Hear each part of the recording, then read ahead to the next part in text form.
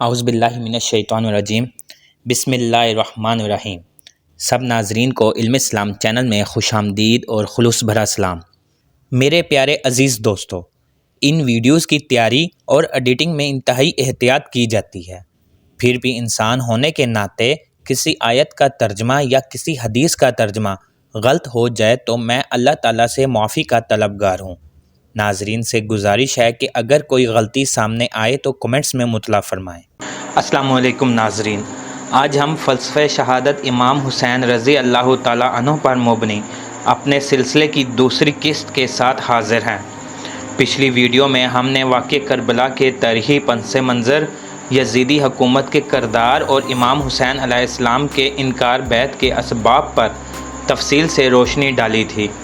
اگر آپ نے وہ حصہ ابھی تک نہیں دیکھا تو ہم آپ کو مشورہ دیں گے کہ پہلے وہ ویڈیو ضرور ملاحظہ کریں۔ آج کی قسط میں ہم گفتگو کو آگے بڑھاتے ہوئے امام حسین رضی اللہ تعالیٰ عنہ کے انقلابی کردار، ان کی جدوجہد اور یزیدیت کے خلاف ان کے موقف پر تفصیل سے بات کریں گے۔ آئیے اس اہم موضوع کو سمجھنے کی کوشش کرتے ہیں۔ عبید اللہ بن زیاد بصرہ سے اپنے اہل خانہ اور 500 سواروں کے ہمراہ کوفہ کی طرف روانہ ہوا۔ ان میں سے کچھ راستہ میں ہی ٹھہر گئے، مگر اس نے کچھ پرواہ نہ کی اور برابر چلتا رہا۔ قادسیہ کے مقام پہنچ کر اس نے 17 افراد کو اپنے ساتھ لیا، جبکہ باقی کو وہیں چھوڑا اور کالے عمامے سے ڈھاٹا باندھ کر شہر میں داخل ہوا، تاکہ لوگوں کو مغالطہ ہو کہ امام حسین رضی اللہ تعالیٰ عنہ آ گئے ہیں، اور وہ جس اجتماع سے گزرتا السلام علیکم کہتا اور لوگ جو کہ یہ سمجھ رہے تھے کہ امام حسین رضی اللہ تعالیٰ عنہ ہیں، وہ وعلیکم السلام، خوش آمدید اے رسول اللہ صلی اللہ علیہ وآلہ وسلم کے بیٹے کہتے، کیونکہ وہ ان کے انتظار میں تھے۔ ابن زیاد 17 سواروں کے ساتھ شہر میں داخل ہوا تھا، مگر لوگ بکثرت اس کے گرد جمع ہو گئے۔ اس پر مسلم بن عمرو نے لوگوں سے کہا کہ پرے ہٹو، یہ امیر عبداللہ بن زیاد ہے۔ یہ سن کر لوگوں کو بڑا دکھ ہوا اور ان کے دل ٹوٹ گئے۔ اس کے ساتھ ساتھ عبید اللہ کو بھی اس خبر کی تصدیق ہو گئی جو یزید کو مسلم بن عقیل رضی اللہ تعالیٰ عنہ کی آمد اور بیعت حسین رضی اللہ تعالیٰ عنہ کے بارے میں ملی تھی۔ ابن زیاد جب کوفہ کی قصر عمارت کے دروازے پر ڈھاٹا باندھے ہوئے پہنچا تو حضرت نعمان بن بشیر نے سمجھا کہ حضرت امام حسین رضی اللہ تعالیٰ عنہ تشریف لائے ہیں۔ اس نے محل کا دروازہ بند کر لیا اور کہا کہ میں اپنی عمارت آپ کے سپرد نہ کروں گا اور نہ ہی میں آپ سے لڑوں گا۔ ابن زیاد نے کہا کہ دروازہ کھولو ورنہ میں خود اسے کھول لوں گا۔ اس پر نعمان نے دروازہ کھول دیا۔ اس وقت بھی وہ سمجھ رہے تھے کہ یہ حضرت حسین رضی اللہ تعالیٰ عنہ ہیں، لیکن جب انہیں معلوم ہوا کہ یہ عبید اللہ ہے تو وہ سخت نادم ہوئے۔ قصر عمارت میں داخل ہونے کے بعد ابن زیاد نے منادی کرنے کا حکم دیا۔ منادی کی گئی اور لوگ جمع ہو گئے۔ ابن زیاد قصر عمارت سے نکل کر لوگوں کے پاس آیا اور اللہ تعالیٰ کی حمد و ثنا کے بعد خطاب کیا۔ یزید نے مجھے تمہارے امور، تمہاری حدود اور تمہارے اموال پر حاکم بنا کر بھیجا ہے۔ انہوں نے حکم دیا ہے کہ میں تمہارے مظلوموں کے ساتھ انصاف کروں، حاجت مندوں کو عطا کروں، مطیع و فرما برداروں پر احسان کروں اور تم میں سے مشکوک اور نافرمان لوگوں پر سختی کروں۔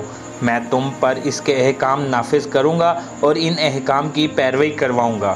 اس تقریر کے بعد ابن زیاد نے کوفہ کے سرگردہ لوگوں کو گرفتار کر لیا اور ان سب سے تحریری ضمانت مانگی کہ وہ اور ان کے قبیلے کے افراد کسی مخالف کو اپنے ہاں پناہ نہیں دیں گے اور نہ ہی کسی قسم کی مخالفانہ سرگرمیوں میں حصہ لیں گے، اور اگر کسی نے حکومت کے کسی مخالف کو پناہ دے رکھی ہے تو وہ اس کو پیش کرے گا، اور جو اپنی تحریر کی پابندی کرے گا وہ بری ہو جائے گا، اور جو ایسا نہیں کرے گا اس کا مال اور جان دونوں حلال ہو جائیں گے۔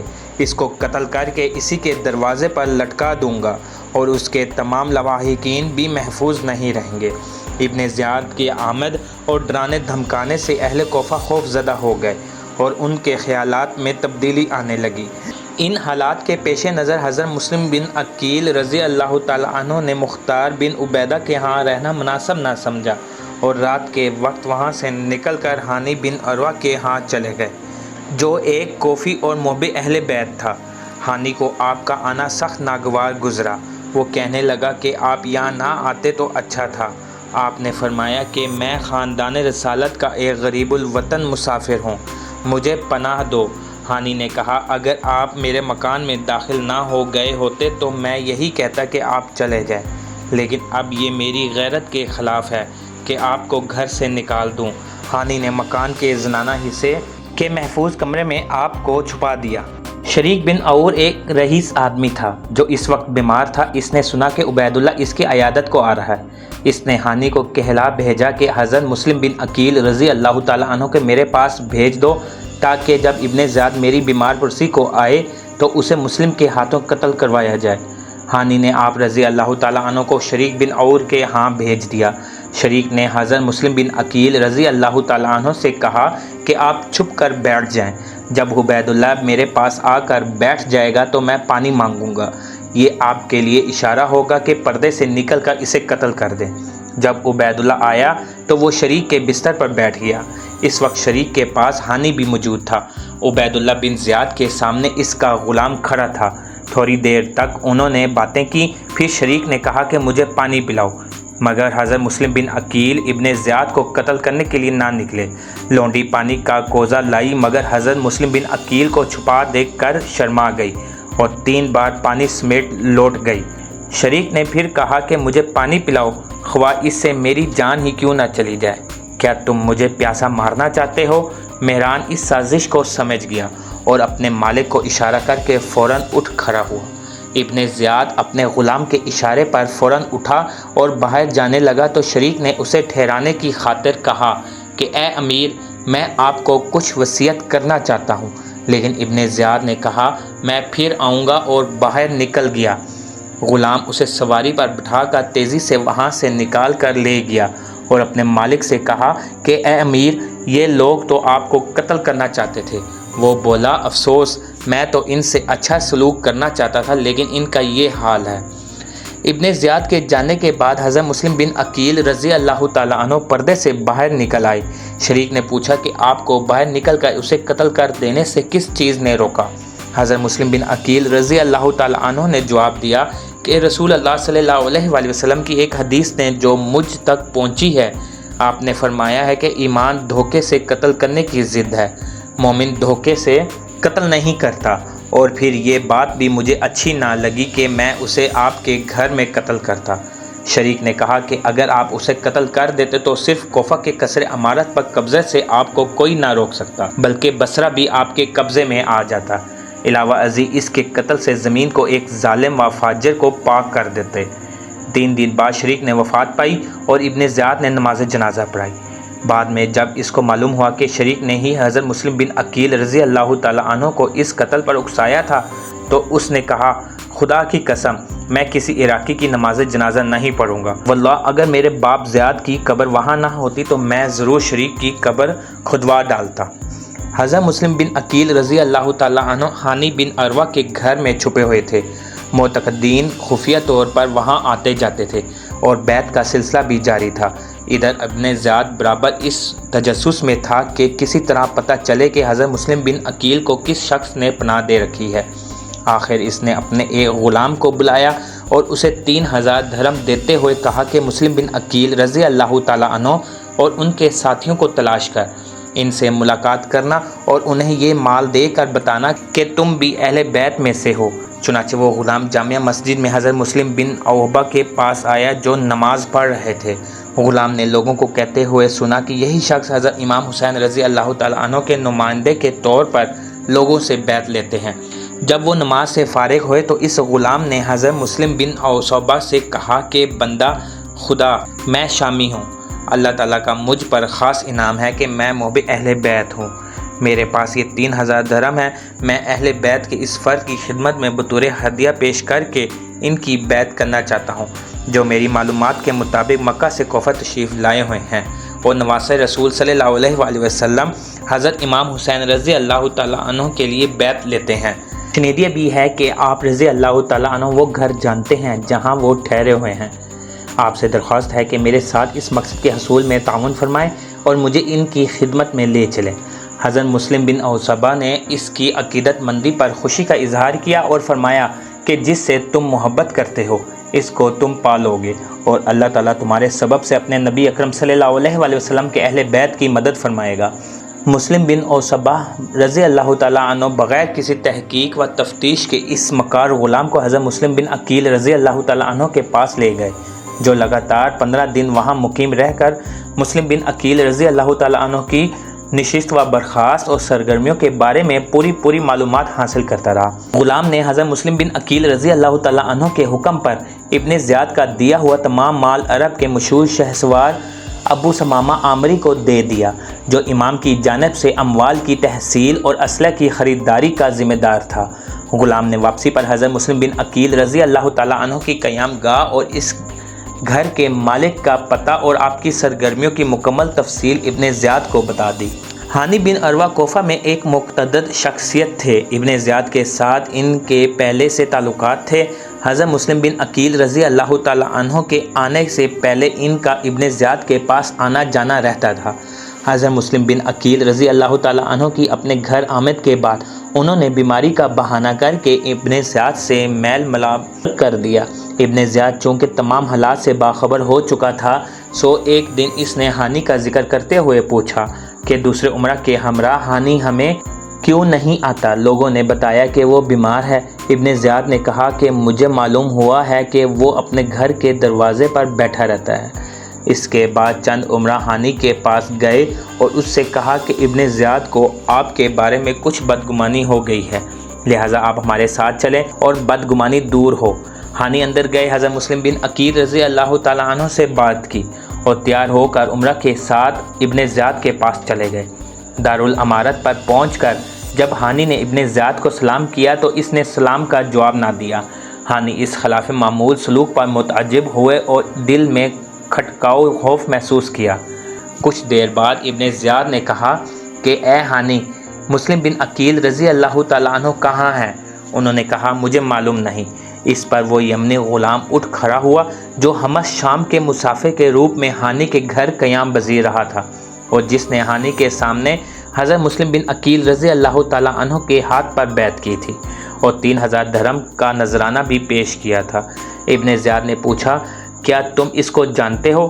ہانی نے کہا ہاں۔ غلام کو دیکھ کر نادم ہوئے اور کہا کہ اے امیر، خدا آپ کا بھلا کرے، خدا کی قسم میں نے انہیں اپنے گھر آنے کی دعوت نہیں دی تھی، بلکہ وہ اپنے آپ میرے گھر میں آ گئے تھے۔ ابن زیاد نے کہا کہ پھر انہیں یہاں لے آؤ۔ ہانی نے کہا خدا کی قسم، اگر وہ میرے پاؤں کے نیچے بھی ہوتے تو میں ان کے اوپر سے پاؤں نہ اٹھاتا۔ یہ سن کر ابن زیاد نے کہا اسے میرے قریب لاؤ۔ جب ہانی کو ابن زیاد کے قریب لایا گیا تو اس نے ہانی کے چہرے پر نیزے سے وار کیا، جس سے ان کا چہرہ اور ناک زخمی ہو گئے۔ ہانی ابن زیاد پر حملہ کرنے کے لیے ایک سپاہی سے تلوار چھین کر سونتنے لگے تو لوگوں نے انہیں پکڑ لیا۔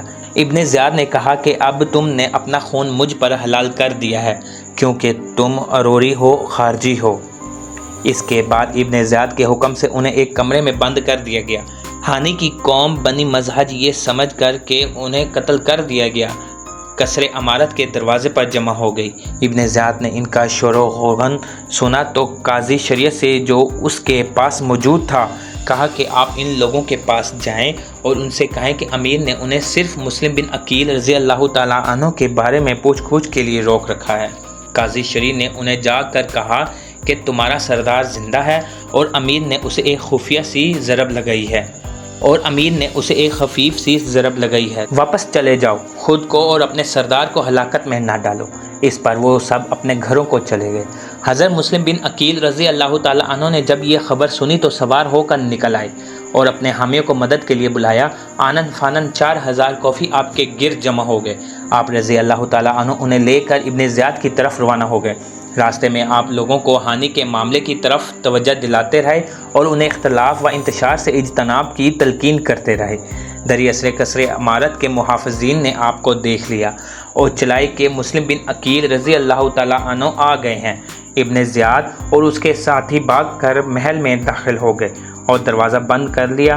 حضرت مسلم بن عقیل رضی اللہ تعالیٰ عنہ محل کے دروازے پر پہنچ کر اپنے لشکر سمیت ٹھہر گئے۔ مختلف قبائل کے سردار جو کہ اس وقت ابن زیاد کے پاس موجود تھے، وہ ابن زیاد کے حکم سے محل کی دیواروں پر چڑھ گئے اور اپنی اپنی قوم کے ان آدمیوں کو جو حضرت مسلم بن عقیل رضی اللہ تعالی عنہ کے ساتھ تھے اشاروں سے واپس چلے جانے کو کہا، اور اشاروں ہی میں کچھ وعدے کیے اور کچھ ڈرایا دھمکایا۔ علاوہ ازیں ابن زیاد نے بعض سرداروں کو محل سے باہر بھیج دیا تاکہ دوسرے لوگوں کو مسلم بن عقیل رضی اللہ تعالی عنہ کی حمایت سے باز رکھ سکے اور 7 فالوں کو برگشتہ کر سکیں جس میں وہ کامیاب رہے۔ انہوں نے آپ کے ساتھیوں کو برگشتہ کرنے کے لیے کچھ ایسے حربے آزمائے کہ کسی عورت کو اس کے بیٹے یا بھائی کے پاس بھیجا اور انہیں امام کا ساتھ چھوڑ کر گھر چلنے کی یوں ترغیب دی کہ حضرت مسلم بن عقیل رضی اللہ تعالی عنہ کے پاس تمہارے علاوہ بھی بہت سے لوگ ہیں، تمہارے چلے جانے سے کوئی فرق نہیں پڑے گا۔ کچھ لوگ اپنے عزیزوں کے پاس آئے اور انہیں شامی فوجوں کی طاقت سے مرعوب کیا، فوج کی شام سے روانگی کی خبر سنائی اور واپس نہ جانے کی صورت میں شامی فوج سے مقابلہ اور انجام سے ڈرایا۔ نتیجہ یہ کہ رفتہ رفتہ لوگوں نے حضرت مسلم بن عقیل رضی اللہ تعالی عنہ کا ساتھ چھوڑنا شروع کر دیا اور نماز مغرب تک صرف 30 آدمیوں کی مٹھی بھر جمعیت آپ کے ساتھ رہ گئی۔ آپ رضی اللہ تعالی عنہ نے انہی 30 افراد کے ساتھ نماز مغرب ادا کی اور ابواب کندہ کا قصد کیا۔ روانگی تک آپ کے ساتھیوں کی تعداد بدستور 30 تھی، روانگی پر 10 رہ گئے اور تھوڑا سا فاصلہ طے ہوا تو آپ اکیلے رہ گئے۔ اب صورتحال یہ تھی کہ کوئی رہنما اور ہمدردی جتانے والا بھی ساتھ نہ رہا۔ آخر اندھیرا چھا گیا۔ آپ پریشان حالی میں چلتے ہوئے توعا نامی ایک عورت کے دروازے پر جا پہنچے جو اپنے گھر کے دروازے پر بیٹھی اپنے بیٹے بلال کا انتظار کر رہی تھی۔ حضرت مسلم بن عقیل رضی اللہ تعالی عنہ نے اس عورت سے کہا کہ مجھے پانی پلائیں۔ اس نے آپ کو پانی پلایا اور کچھ دیر کے لیے اندر چلی گئی۔ دوبارہ باہر جو نکلی تو اجنبی کو بدستور دروازے پر پایا۔ اس نے پوچھا کیا تم نے پانی نہیں پیا؟ آپ نے فرمایا پی لیا ہے۔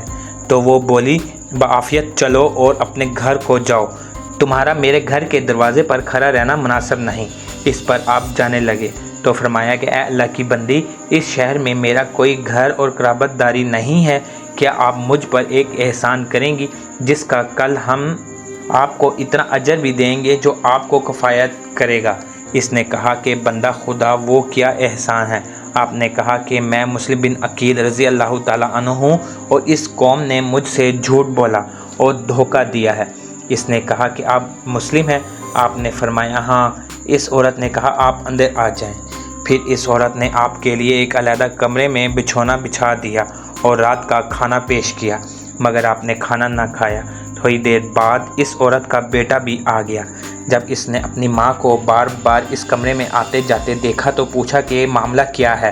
اس عورت نے کہا کہ بیٹا اس بات کو چھوڑو، مگر جب بیٹے نے اصرار کیا تو اس کی ماں نے راز فاش نہ کرنے کا عہد لے کر اسے حضرت مسلم بن عقیل رضی اللہ تعالی عنہ کا حال بتا دیا۔ اس پر وہ ساری رات خاموشی سے لیٹا رہا اور کوئی بات نہ کی۔ ادھر ابن زیاد اپنے ہمراہی عمرہ و اشراف کے ساتھ محل سے نیچے اترا اور جامع مسجد میں نماز ادا کی۔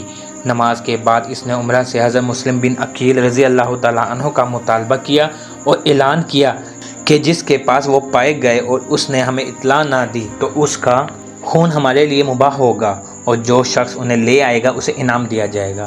اس کے علاوہ ابن زیاد نے امام مسلم کی تلاش کا کام پولیس کے سپرد کیا اور انہیں سختی سے چوکس رہنے کی تاکید کی۔ علیہ صبح اس بریہ کے بیٹے نے بھاگم بھاگ عبد الرحمن بن محمد بن اشعث کو امام مسلم کی اپنے گھر موجودگی کی خبر جا پہنچائی، جس نے اپنے والد سے ابن زیاد کے دربار میں سرگوشی کی۔ عبد الرحمن کا باپ اس وقت ابن زیاد کے پاس تھا۔ ابن زیاد نے اس سے پوچھا کہ تم سے کیا کہا گیا ہے؟ تو اس نے مسلم بن عقیل رضی اللہ تعالی عنہ کی بازیافت کے متعلق بتا دیا۔ ابن زیاد نے اپنی چھری سے اس کے پہلو پر ہلکا سا ٹھوکا دیا اور کہا کہ اٹھو، اسے ابھی میرے پاس لے آؤ۔ ابن زیاد نے عمر بن حریث مخزومی کو، جو کہ پولیس افسر تھا، 70-80 سواروں کے ساتھ عبد الرحمن اور محمد بن اشعث کے ہمراہ حضرت مسلم بن عقیل رضی اللہ تعالی عنہ کی گرفتاری کے لیے بھیج دیا۔ حضرت مسلم بن عقیل رضی اللہ تعالی عنہ کو اس وقت خبر ہوئی جب اس مکان کا گھیراؤ کر لیا گیا جس میں آپ موجود تھے۔ جب وہ لوگ مکان میں داخل ہوئے تو آپ تلوار ہاتھ میں لے کر کھڑے ہو گئے اور 3 بار انہیں مکان سے باہر دھکیلا، مگر آپ کے اوپر اور نیچے کے دونوں ہونٹ زخمی ہو گئے۔ اس کے بعد وہ پتھر برسانے لگے اور آگ کے گولے اندر پھینکے جس سے آپ کا دم گھٹنے لگا۔ لہٰذا آپ تلوار لے کر باہر نکل آئے اور ان سے مقابلہ کرنے لگے۔ اس پر عبد الرحمن نے آپ کو پناہ دے دی اور اس طرح سے آپ کو گرفتار کرنا آسان ہو گیا۔ ابن زیاد کے سپاہیوں نے آپ سے تلوار چھین لی اور سواری کے لیے ایک کھچر لے آئے۔ اب آپ کی ملکیت میں سوائے آپ کی اپنی ذات کے کوئی شے باقی نہ رہی تھی۔ اس وقت آپ نے سمجھ لیا کہ مجھے قتل کر دیا جائے گا۔ کچھ سوچ کر آپ کی آنکھوں سے آنسو رواں ہو گئے۔ جب آپ کی آنکھوں سے آنسو رواں ہوئے تو ایک شخص عبداللہ بن عباس سلمی نے کہا کہ جس چیز کے تم طلبگار ہو اس کے طلبگاروں پر جب ایسی مصیبت آن پڑتی ہے تو وہ رویا نہیں کرتے۔ آپ نے جواب دیا، باخدا میں اپنے لیے نہیں روتا اور نہ اپنی موت پر روتا ہوں، بلکہ میں تو حضرت امام حسین رضی اللہ تعالیٰ عنہ اور آل امام کے لیے روتا ہوں۔ پھر آپ محمد بن اشعث کی طرف متوجہ ہوئے اور کہا کہ اے اللہ کے بندے، میرا خیال ہے کہ تم مجھے پناہ دینے کا عہد پورا نہ کر سکو گے۔ کیا تم بھلائی کر سکتے ہو کہ میری طرف سے امام حسین رضی اللہ تعالیٰ عنہ کی طرف کسی آدمی کو بھیج دو، کیونکہ مجھے یقین ہے کہ وہ گزشتہ کل یا آج اپنے اہل و عیال کو ساتھ لے کر تمہاری طرف روانہ ہو چکے ہوں گے۔ مجھے ان کی بہت فکر ہے۔ قاصد انہیں جا کر کہے کہ مجھے ابن عقیل نے بھیجا ہے جو قوم کے ہاتھوں گرفتار ہے اور جو معلوم نہیں صبح یا شام قتل ہو جائے گا۔ آپ اپنے اہل و عیال سمیت واپس چلے جائیں، کہیں ایسا نہ ہو کہ اہل کوفہ آپ کو بھی دھوکہ دیں۔ یہ آپ کے والد کے وہی اصحاب ہیں جو ان سے چھٹکارا حاصل کرنا چاہتے تھے، خواہ ان کی طبعی موت کی صورت میں واقعہ ہوتا خواہ ان کے قتل کی صورت میں۔ اہل کوفہ نے آپ سے اور مجھ سے جھوٹے وعدے کیے تھے اور دروغ کو کی کوئی رائے نہیں ہوتی۔ اس پر ابن اشعث نے کہا کہ خدا کی قسم میں یہ کام ضرور کروں گا۔ ابن اشعث نے وہ ساری باتیں جو حضرت مسلم بن عقیل رضی اللہ تعالیٰ عنہ نے کہی تھی ایک خط میں لکھ کر ایک شخص کو سواری کا جانور اور اہل و عیال کا خرچہ دے کر مکہ روانہ کر دیا۔ وہ شخص کوفہ سے روانہ ہو کر 4 راتوں کی مسافت پر حضرت امام حسین رضی اللہ تعالیٰ عنہ سے ملا۔ انہیں حضرت مسلم بن عقیل رضی اللہ تعالیٰ عنہ کا خط دیا اور سارے حالات کو گوش گزار کیے۔ اس پر حضرت امام حسین رضی اللہ تعالیٰ عنہ نے فرمایا کہ جو مقدر ہو چکا ہے وہ نازل ہو کر رہے گا، ہمارا اور ہمارے حمایتوں کا فیصلہ خدا کے حضور ہوگا۔ جب حضرت مسلم بن عقیل رضی اللہ تعالیٰ عنہ زخمی حالت میں خون آلود چہرے اور لباس کے ساتھ تشنہ لب قصر عمارت کے دروازے پر پہنچے تو وہاں عمرہ اور کچھ دوسرے لوگ جن سے حضرت مسلم بن عقیل کی جان پہچان تھی ابن زیاد سے ملنے کی اجازت کے منتظر تھے۔ وہاں ٹھنڈے پانی کا ایک مٹکا رکھا تھا۔ حضرت مسلم بن عقیل رضی اللہ تعالیٰ عنہ نے اس میں سے پانی پینے کا ارادہ کیا تو ایک آدمی نے کہا کہ خدا کی قسم جہنم کا کھولتا ہوا پانی پینے سے پہلے تو اس مٹکے کا پانی نہ پیے گا۔ آپ نے اسے کہا کہ کھولتا ہوا پانی پینے اور ہمیشہ کے لیے بھڑکتی ہوئی آگ میں داخل ہونے کا تو زیادہ حقدار ہے۔ آپ تھکاوٹ اور پیاس کی شدت سے نڈھال ہو کر دیوار کے ساتھ ٹیک لگا کر بیٹھ گئے۔ اس پر عمارہ بن عقبہ بن ابی معیط نے اپنے غلام کو بھیج کر اپنے گھر سے ٹھنڈے پانی کی ایک چھاگل اور ایک پیالہ منگوا لیا۔ عمارہ کا غلام پانی بھر بھر کر آپ کو دینے لگا، مگر 2-3 بار کوششوں کے باوجود آپ پانی کو حلق سے نیچے اتار نہ سکے، کیونکہ اس میں چہرے کا خون مل جاتا تھا۔ کئی کوششوں کے بعد جب آپ نے پانی پیا تو پانی کا پیالہ ہٹاتے ہی آپ کے سامنے کے 2 دانت نیچے گر گئے۔ اس پر آپ نے فرمایا، الحمدللہ، رزق مقسوم میں سے پانی پینا ابھی میرے لیے باقی تھا۔ اس کے بعد حضرت مسلم بن عقیل رضی اللہ تعالیٰ عنہ کو ابن زیاد کے سامنے پیش کیا گیا۔ جب آپ اس کے سامنے پیش ہوئے تو آپ نے سلام نہ کیا۔ دربان نے پوچھا، کیا تم امیر کو سلام نہیں کرتے؟ آپ نے کہا، نہیں، اگر اس کا ارادہ مجھے قتل کرنے کا ہے تو مجھے اس کی حاجت نہیں، اور اگر اس کا ارادہ قتل کرنے کا نہیں ہے تو اسے سلام کرنے کے بہت مواقع پڑے ہیں۔ اب ابن زیاد آپ سے مخاطب ہوا کہ اے ابن عقیل رضی اللہ تعالیٰ عنہ، لوگوں میں اتفاق و یکجہتی تھی اور ان کی بات ایک تھی، تم آئے اور ان میں پھوٹ ڈال دی، ان کو ایک دوسرے کے خون کا پیاسا بنا دیا۔ آپ نے کہا، ہرگز نہیں، میں اس کام کے لیے نہیں آیا، بلکہ میرا آنا تو اس لیے ہے کہ عدل و انصاف قائم ہو اور اللہ کی کتاب کا حکم نافذ ہو۔ حضرت مسلم عقیل رضی اللہ تعالیٰ عنہ اور ابن زیاد کے درمیان طویل گفتگو ہوئی، جس میں ابن زیاد مختلف الزام لگاتا رہا اور آپ ان الزامات کے مسکت جواب دیتے رہے۔ بالآخر آپ نے جان لیا کہ اس نے آپ کو قتل کرنے کا حتمی فیصلہ کر لیا ہے۔ تو آپ نے اسے کہا کہ مجھے وصیت کرنے کی مہلت دو۔ ابن زیاد نے کہا کہ آپ رضی اللہ تعالیٰ عنہ وصیت کر سکتے ہیں۔ آپ نے حاضرین پر نگاہ ڈالی تو ان میں عمر بن سعد بن ابی وقاص رضی اللہ تعالیٰ عنہ بھی موجود تھا۔ آپ نے اسے کہا کہ اے عمر، تم سے میری قرابت داری ہے، میرے ساتھ محل کے ایک گوشے میں چلو تاکہ تم سے علیحدگی میں باتیں کر سکوں۔ لیکن عمر بن سعد نے آپ کے ساتھ علیحدگی میں جانے سے انکار کر دیا۔ آخر ابن زیاد نے اس کی اجازت دی اور وہ ابن زیاد کے قریب ہی آپ کے ساتھ علیحدگی میں کھڑا ہو گیا۔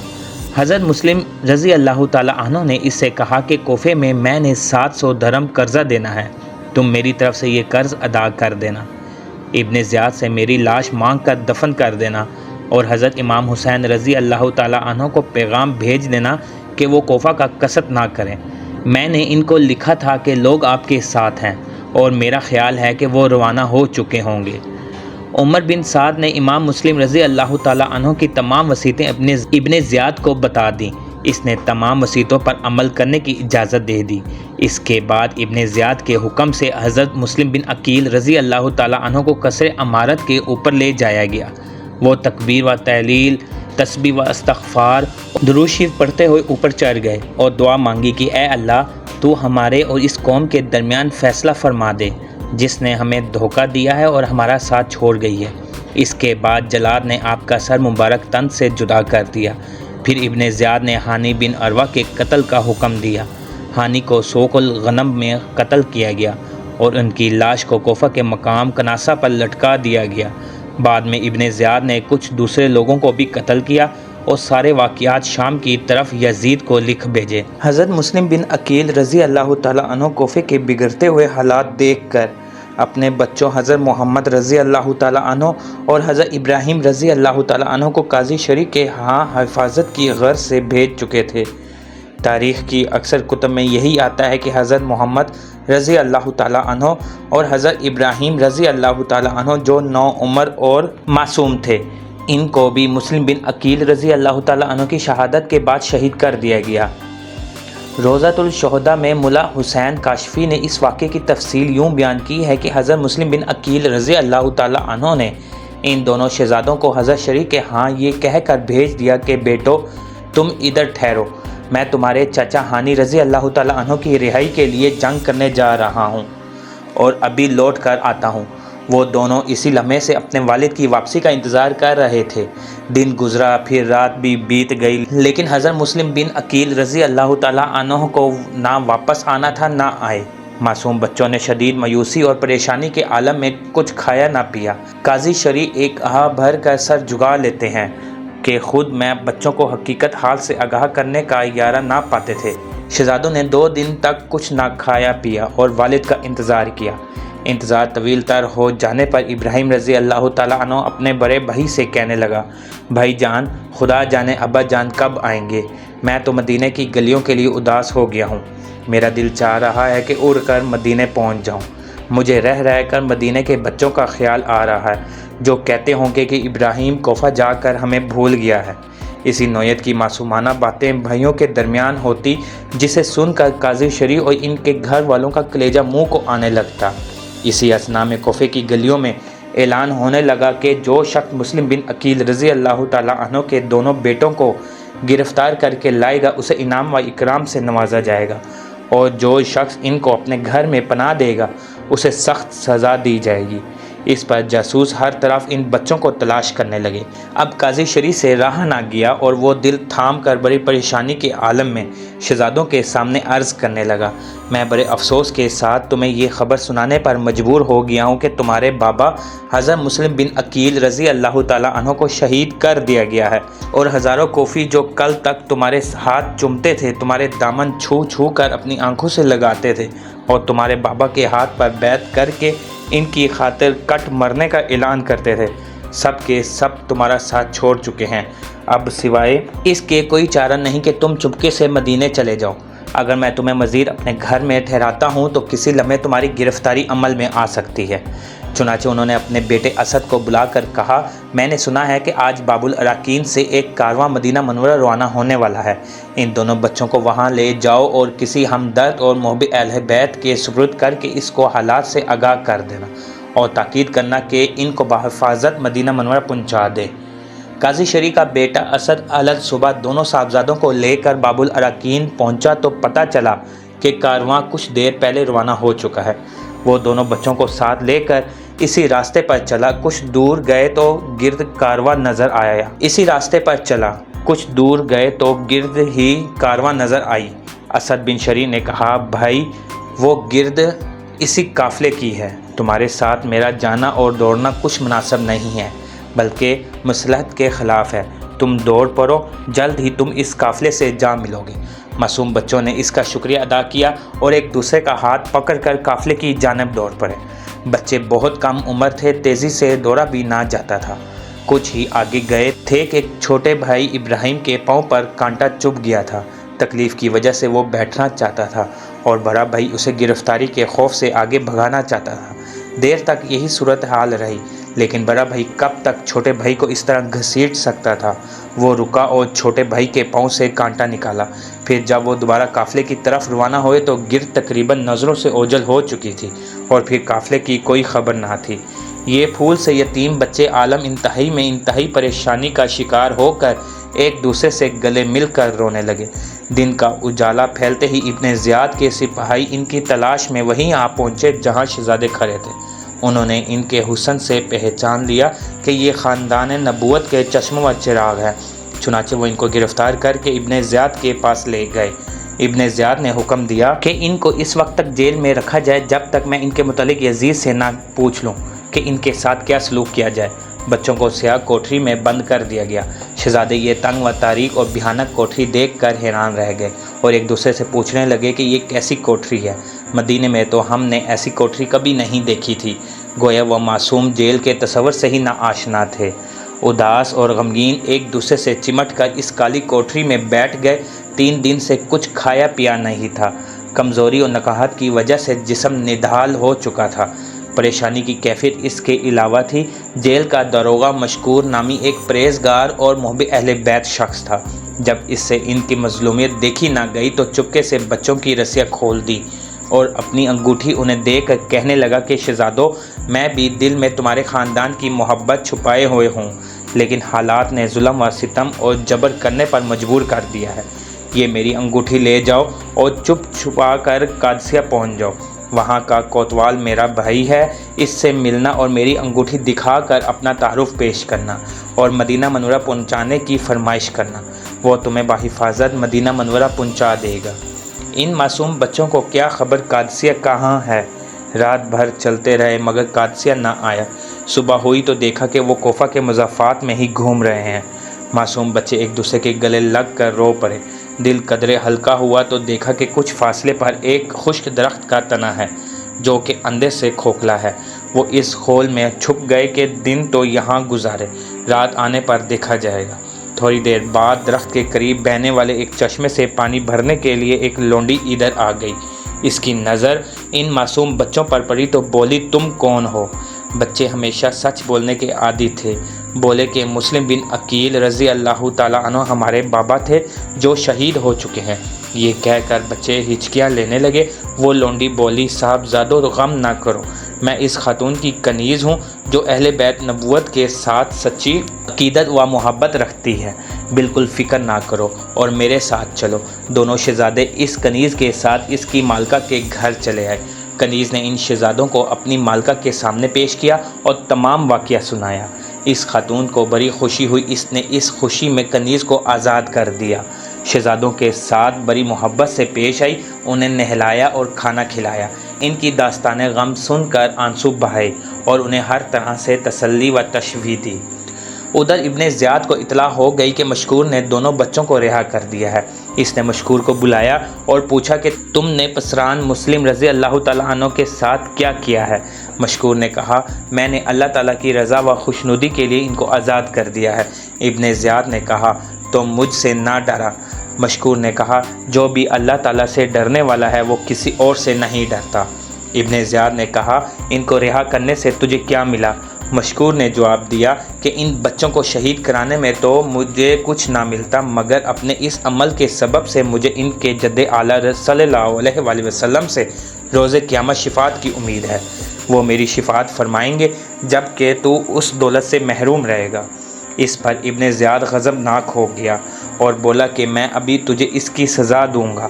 مشکور نے کہا کہ میری 1000 جانیں بھی ہوں تو وہ بھی آل نبی صلی اللہ علیہ وآلہ وسلم پر قربان ہے۔ ابن زیاد نے جلاد کو حکم دیا کہ اسے اتنے کوڑے مارو کہ یہ مر جائے اور بعد میں اس کا سر تن سے جدا کر دو۔ چنانچہ جلاد نے ایسا ہی کیا۔ ادھر وہ نیک دل خاتون دن بھر دل و جان سے بچوں کی خدمت اور دل جوئی میں مصروف رہی۔ رات کو وہ ان کو ایک علیحدہ کمرے میں سلا کر آئی تھی کہ اس کا شوہر حارث آ گیا۔ اس کے چہرے پر تھکاوٹ کے آثار نمایاں تھے۔ خاتون نے پوچھا، آج سارا دن تم کہاں رہے کہ اتنی دیر سے آئے ہو؟ کہنے لگا کہ صبح میں امیر کوفہ ابن زیاد کے پاس گیا تھا۔ وہاں مجھے معلوم ہوا کہ داروغہ جیل مشکور نے پسران مسلم کو قید سے رہا کر دیا ہے اور امیر نے اعلان کیا ہے کہ جو کوئی ان کو پکڑ کر لائے گا یا ان کی خبر دے گا اس کو گھوڑا، لباس، فاخرہ اور بہت سا انعام و اکرام دیا جائے گا۔ بہت سے لوگ ان کی تلاش میں نکلے، میں بھی انہی کی تلاش میں ادھر ادھر سرگردہ رہا اور اس قدر بھاگ دوڑ کی کہ میرے گھوڑے نے دم توڑ دیا۔ پھر مجھے پیدل ان کی جستجو میں پھرنا پڑا، اس لیے تھکاوٹ سے چور چور ہو گیا ہوں۔ خاتون نے کہا، اے بندے خدا، اللہ سے ڈر، تجھے فرزندان رسول صلی اللہ علیہ وآلہ وسلم سے کیا کام؟ حارث کہنے لگا، تو خاموش رہ، تجھے نہیں معلوم کہ ابن زیاد نے گھوڑا، لباس، فاخرہ اور بہت سا انعام و اکرام اس شخص کو دینے کا وعدہ کیا ہے جو کوئی ان بچوں کو اس کے پاس پہنچائے یا ان بچوں کے بارے میں خبر دے۔ خاتون نے کہا، کس قدر بدبخت ہے وہ لوگ جو دنیا کے مال و دولت کی خاطر ان یتیموں کو دشمن کے حوالے کرنے کی جستجو کرنے میں لگے ہوئے ہیں اور دین کو دنیا کے عوض بیچ رہے ہیں۔ حارث نے کہا، تجھے ان باتوں سے کیا تعلق؟ تو کھانا لا۔ عورت نے کھانا لا کر دیا اور وہ کھانا کھا کر آرام کرنے لگا۔ رات کو بڑے بھائی محمد بن مسلم نے ایک خواب دیکھا اور بیدار ہو کر چھوٹے بھائی ابراہیم کو جگاتے ہوئے کہا، بھائی اب سونے کا وقت نہیں رہا، اٹھو اور تیار ہو جاؤ، اب ہمارا وقت بھی قریب آ گیا ہے۔ میں نے ابھی خواب میں دیکھا ہے کہ ہمارے ابا جان رسول اللہ صلی اللہ علیہ وآلہ وسلم، حضرت علی رضی اللہ تعالیٰ عنہ، حضرت فاطمہ الزہرا رضی اللہ تعالیٰ عنہا اور حضرت حسن مجتبیٰ رضی اللہ تعالیٰ عنہ کے ہمراہ بہشت بری میں ٹہل رہے ہیں کہ اچانک حضور اکرم صلی اللہ علیہ وآلہ وسلم نے ہم دونوں کی طرف دیکھ کر ہمارے ابا جان سے فرمایا کہ مسلم، تم چلے آئے ہو اور ان دونوں بچوں کو ظالموں میں چھوڑ آئے ہو۔ ابا جان نے ہماری طرف دیکھ کر کہا، یا رسول اللہ صلی اللہ علیہ وآلہ وسلم، میرے یہ بچے بھی آنے والے ہیں۔ یہ سن کر چھوٹے بھائی نے بڑے بھائی کے منہ پر اپنا چہرہ رکھ کر رونا شروع کر دیا۔ بڑے بھائی کے صبر کا پیمانہ چھلک پڑا تو دونوں بھائی نہایت درد کے ساتھ رونے لگے۔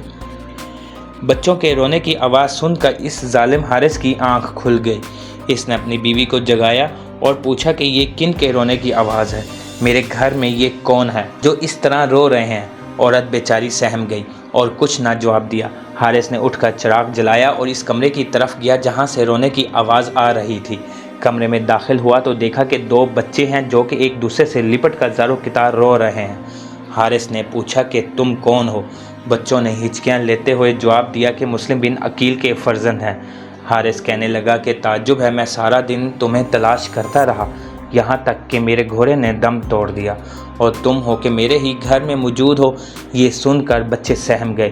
حارث کی بیوی نے جب اپنے شوہر کی یہ سنگ دلی اور بے رحمی دیکھی تو اس نے اپنے شوہر کے قدموں پر سر رکھ دیا اور کہنے لگی کہ ان یتیموں پر ترس کھاؤ۔ مگر حارث نے کہا، اگر تو اپنی جان کی خیر چاہتی ہے تو خاموش رہ۔ یہ کہہ کر اس نے کمرے کا دروازہ مقفل کر دیا تاکہ اس کی بیوی بچوں کو کہیں اور منتقل نہ کر دے۔ جب صبح ہوئی تو حارث نے تلوار ہاتھ میں پکڑی اور بچوں کو اپنے ہمراہ لے کر چلنے لگا۔ جب عورت نے منظر دیکھا تو اس سے رہا نہ گیا۔ وہ ننگے پاؤں پیچھے دوڑی اور اپنے خاوند سے کہنے لگی کہ خدا سے ڈرو اور ان یتیموں پر ترس کھا۔ اس پر اپنی بیوی کی منت سماجت کا کچھ اثر نہ ہوا بلکہ وہ اس کو مارنے دوڑنا لگا۔ اسی اثنا میں حارث کے ایک غلام کو جو کہ اس کے بیٹے کا رضاعی بھائی بھی معلوم تھا تو وہ بھی پیچھے گیا۔ حارث نے اسے دیکھا تو کہنے لگا کہ ممکن ہے کہ ان بچوں کو ہم سے کوئی چھین لے اور انعام اکرام خود لے جائے، لہٰذا یہ تلوار لو اور ان کے سر تن سے جدا کر دو۔ وہ غلام بولا کہ مجھ پر ان بچوں کو قتل کرنے کی ہمت نہیں ہے، مجھے رسالت پناہ صلی اللہ علیہ وآلہ وسلم کی روح اقدس سے شرم آتی ہے۔ ان کے خاندان کے بچوں کو قتل کر کے میں کل قیامت کے دن ان کے سامنے کس طرح پیش ہوں گا؟ हारिस ने कहा, तो उनको कत्ल करो वरना मैं तुझको कत्ल कर दूंगा। वो ग़ुलाम बोला, कबल इसके कि तू मुझे कत्ल करे मैं तुझे कत्ल कर दूंगा। दोनों आपस में घुतम गुता हो गए। हारिस ने ग़ुलाम को शदीद ज़ख्मी कर दिया।